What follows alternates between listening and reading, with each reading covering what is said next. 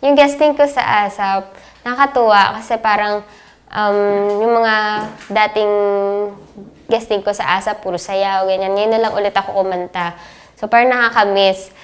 At saka nakakatuwa na yung mismong tao, yung mga nagre-request sa akin na makapag-guest sa ASAP, ganyan. Though, yung iba, napansin na parang may problema yung performance ko sa ASAP. Kasi, nung bago yung sa stage na live, meron kaming chill out. Tapos pagkatapos ng chill out, talagang yun na yung time na dapat kumanta ako. Yun na yung gap sa live ASAP na kakanta ako. So talagang tinakbo ko from studio na chill out to ASAP live. So talagang habang kumakanta ako, hindi lang alam ng mga tao, hingal na hingal ako noon.